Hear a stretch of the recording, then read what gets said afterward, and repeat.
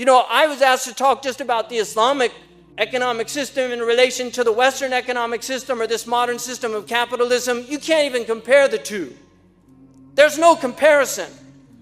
Our system is based on real wealth, a bimetal economy in which money actually has intrinsic value. People say gold doesn't have intrinsic value, then why do people kill for it?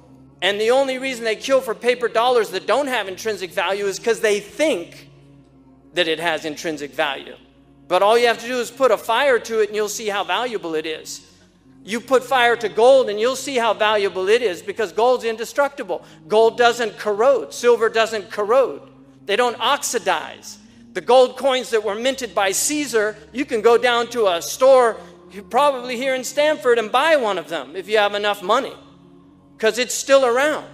This whole Dajjalic system, fooling people into thinking that worthless paper has any intrinsic value. Fractional reserve banking. Abraham Lincoln, when he needed to fund the war, he wanted to borrow money. So he asked the bankers, and they told him, well, it's going to be on this interest rate. So he said, to hell with it. In the Constitution, we can print money. So he printed up greenbacks. That's how he paid for the war. They were non-interest greenbacks that were printed by the US government. Then why today are we borrowing money from a private bank and paying them interest, and the interest now represents 25% of the national debt? Because the bankers run the situation. They wrote the laws. They wrote the laws. And people don't know this because they're no longer educated. And if you want to know why it's getting so bad out there, it's very plain and simple. Because we have ignorant people. We have an ignorant population. And when you have ignorant populations, then you need more and more draconian measures for social control. And this is the history of the world. You just read about it in your history books, and you'll see the same tactics are used to control ignorant people. Educated people are the dangerous ones. It's not ignorant people. You can control ignorant people. Seriously, they're not hard to control. Bread and circus is one way. That's the old-fashioned way. Now it's MTV and McDonald's. That's just a modern version of pan et circus. That's what the Romans used. But it's the same game. You look at what they're devouring on their... Look at the cultural impoverishment of this society. You know, people aren't hungry in this society. They're starving to death. They're starving to death. And they're starving to death even though they're overeating. The reason that they have to eat more and more is because there's no nutrients in the food. So you're wondering why they're all getting bigger and bigger out there? Because the more they eat, the hungrier they feel. They're not satiated. All you have to do, come to California and we'll give them a real meal like brown rice and tofu, and you'll see how quick they're hungry.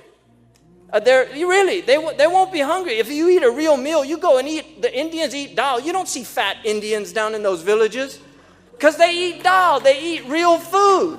They're eating real bread that they cook with their own hands, chapatis. They're eating chapatis and they're eating dal. And they have better nutrition than all these people out here. We have to reject this whole culture of consumption. We have to reject it. The Islamic tradition, if you look now, the wealth in this country, 40% of the wealth is not an economy of goods and services. That is the old American economy. It was an economy of goods and services. You produced things, you sold things, or you did things for people. Like you hired a carpenter and he would do something for you, or your mechanic. So goods and services. Now it's financial instruments. It's making money off of money. This is the economy of America. And it's an economy that takes wealth away from the middle people and increasingly to the upper echelons. There's a Wall Street Journal op-ed writer who's been covering the wealthiest people. He wrote a book called Richistan. Richistan, like Pakistan. But it's where rich people live. There's some rich people in Pakistan, trust me. Because if you want to talk about wealth moving up, right? But he wrote a book called Richistan, and what he shows in that book, he had lower Richistan, middle Richistan, and upper Richistan. And then in upper Richistan, he had a town called Billionaireville, a population of 1,230 people. Those are the people that are billionaires. They have half of the wealth of 3 billion people on the planet. Half. 8 trillion people, $8 trillion, half of that goes to 1,230 people, and the other half goes to 3 billion people. You think about that.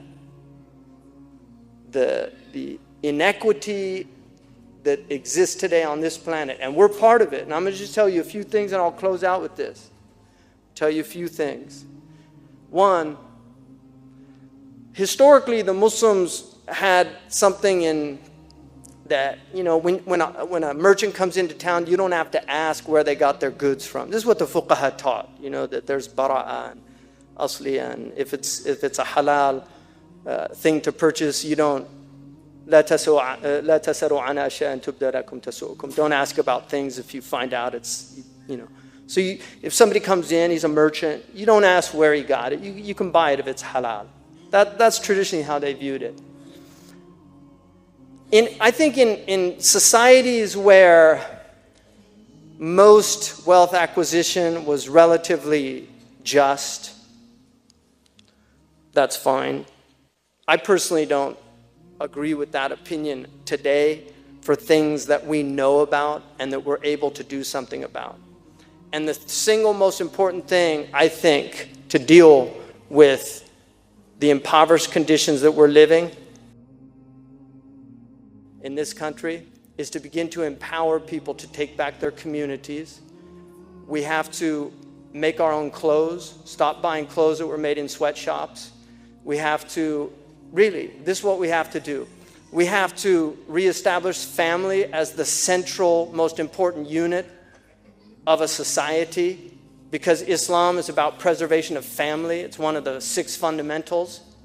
Preservation of family. If you look now in the inner cities at the disintegration of the family, because if you take the father out of fatherhood, if you take the father out of motherhood, if you take the brother out of brotherhood and the sister out of sisterhood, what do you have left? You have the hood. That's all you've got left. That's it. And people cannot survive in those conditions. They will die. Camden, New Jersey, Chris Hedges wrote a whole section on his book, The Empire of Illusion, about that town. They're going to dismantle the police force in Camden. They don't have money, so they're just going to regionalize it. Highest crime rate in America. Just leave the poor people there. There's children on the streets. Doesn't matter. Because these are throwaway people. Well, we're seeing social disintegration, and we have a moral responsibility as a Muslim community. We have a moral responsibility to serve the underserved. The Prophet ﷺ promised us that you are given victory by the weakest amongst you. And he meant du'afa, he meant like poor people. That's who he was talking about. And he lived amongst them. And Allah commanded him to be patient with the poorest of people who call on their Lord in the morning and in the evening. Be patient with them. Be with them. Don't hang out with the rich people. Hang out with the poor people. That's what he told them. Allah told him to be with those people, elevate them, lift them up, bring them up. We need to dignify poverty in this country, because poverty in this country is a blemish. It's like something's wrong with you. You're like a moral leper. It's God's got his. This is Protestantism at its worst. This idea somehow that God's grace is when you get lots of money. Matthew 19:21, quoting Christian scripture here. Matthew 19:21, when the man comes to Jesus and Jesus says, go and sell your garment and give it to the poor, right? Go and sell your goods and give it to the poor, and you'll have a treasure in heaven. If you want to be perfect, go and sell your material possessions and then give it to the poor, and then you can get a treasure in heaven, and you follow me. The Catholics took that very seriously. And that's why in the Catholic tradition, the highest thing is to renounce wealth. That's what monks do. They have a vow of chastity, poverty, and obedience. Chastity, poverty, and obedience. All those nuns in those Catholic schools, they were all working for free. They were working for free. The Prophet ﷺ chose poverty over wealth.